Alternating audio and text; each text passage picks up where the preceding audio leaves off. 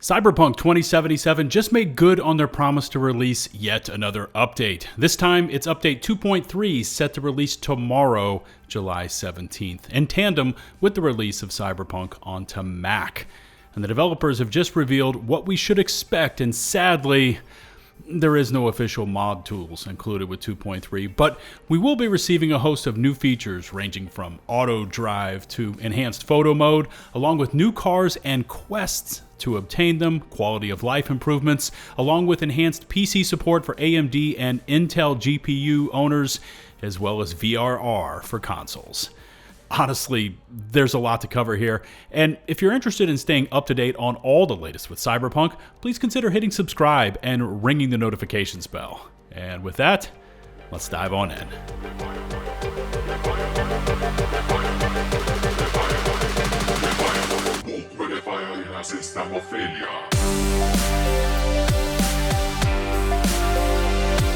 Revealed yesterday via the Cyberpunk social channels, Cyberpunk is coming to Mac in tandem with tomorrow's update, although the devs did say that this latest update, or update 2.3, will be hitting that platform, Mac, at a later date. Available from Apple's Mac App Store, Steam, Epic, and GOG, the Mac version supports all Apple Silicon chips, enhanced with features like Metal FX upscaling and spatial audio with head tracking for those of you using AirPods. Support for features like Magic Mouse and Trackpad, along with dynamic HDR optimization for Apple XDR displays, will be also a part of the Mac launch.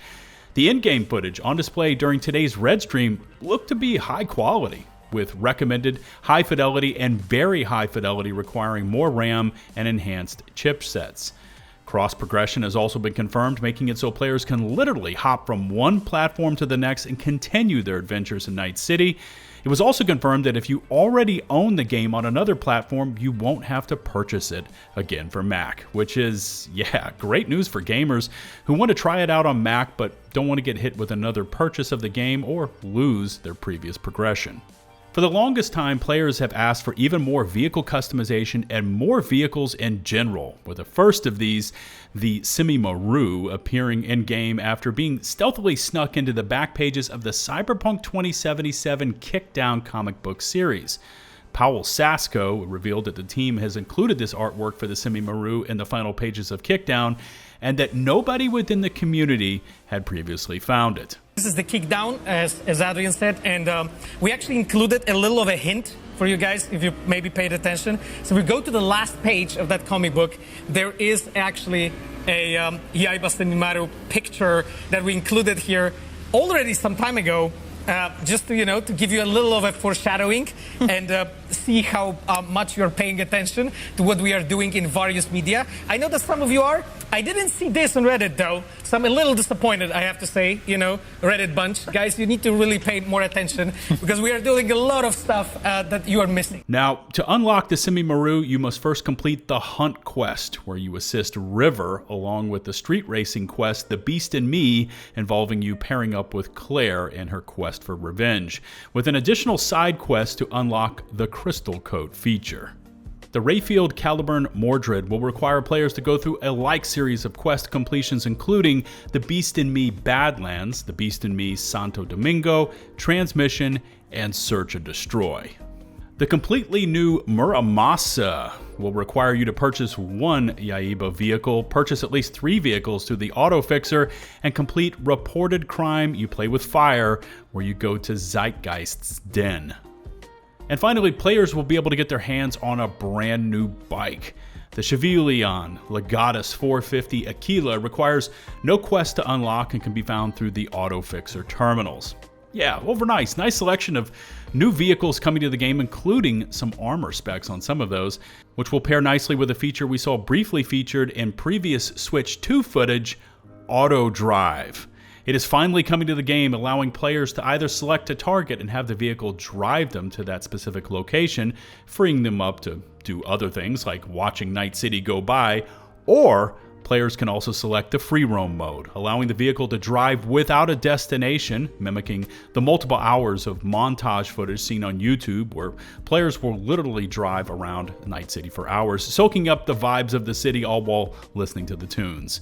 Also baked into Autodrive is cinematic mode, which can be toggled on or off for even more immersion while touring the city. For players that have already completed the Don't Lose Your Mind quest, finishing the Delamain Cab Company questline, you'll now be able to pay a small fee and call in a Delamain cab to pick you up and self-drive you to either a specific location or also allow you to free roam. It was confirmed that while in Autodrive, you can enter photo mode and get into shootouts, which will then deactivate self-drive. And the computer is designed to follow all road laws and conditions, so sadly no self-driving smashing through traffic jams or running red lights, although it was said that the self-drive mechanics have been tuned so that it's not a drag to use this new mode. No mention of whether the Delamain cabs will go into full offensive or defensive modes if hit or attacked. Included back in last year's Update 2.1 was the newly enhanced CrystalCoat technology and library, allowing players to locate, mimic, and purchase custom paint schemes located on like vehicles. And now, in Update 2.3, that feature has been further improved to partner brands and also to motorcycles. It's also been added for lower-end vehicles with some exclusions, but again, more customization along with the ability to change paint schemes for bikes is a welcome change, along with the enhancements to the new UI system. Also a part of Update 2.1 was that newly enhanced photo mode, opening up a ton of new features like lighting and even camera behavior, along with new cosmetics for character creation. 2.3 will build upon that and add on 27 new NPCs that can be spawned into photo mode to create that perfect shot. Ever wanted to grab a picture with the Castle Twins, Dum Dum, or even the Fixers? This update will give you those options along with new alternate outfits for those NPCs, new poses, and an improved version of the look at camera feature, including an option for just the character's eyes to turn towards the camera, allowing for even more and varied photo poses, as you can now leave characters' bodies pointed in one angle while the eyes by themselves can achieve another. In addition, improved depth of field features are included, new stickers and frames, overlays, and even famous Cyberpunk quotes are being added into photo mode, almost to give you the ability to create cyberpunk-esque postcards. A feature I've been looking forward to is the ability to adjust time of day and weather conditions, because nighttime and rainy is not always what the game gives you. But with Update 2.3, the power is now yours to adjust, along with a new color balance tab allowing for the creation of custom filters.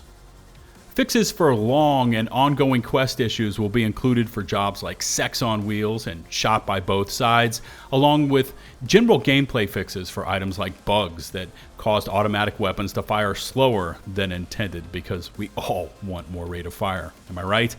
Speaking of which, fire that is, the Cyberpunk team seems to have been hard at work delivering the latest in GPU techno wizardry, including AMD FSR 3.1 in combo with an upscaler, with the work already put in and confirmed by the devs that FSR 4.0 is in place, but will require an upcoming AMD driver and update and compatible hardware to make it all function. Intel card owners will also receive XeSS 2.0 with Frame Gen, and HDR10 Plus will be a part of Update 2.3 as long as you have the game mode and supporting tech to make it all work.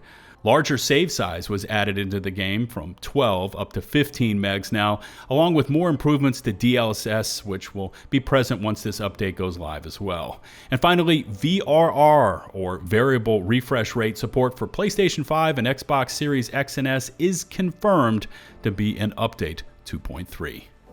It certainly seems like Cyberpunk 2077 is far from being done, and the Mac launch, along with continued enhancements and improvements to the base game, are great to see, which is still odd for a game that the previous CDPR regime said was done and over with development.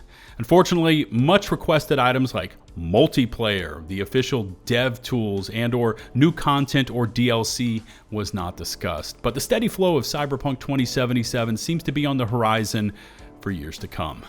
What features were you most wanting outside of NG+, which I think most people wanted? Make sure to drop me a comment about your thoughts on the latest update, and while you're at it, please take a moment to hit subscribe and to ring the notifications bell to receive my latest upload alerts.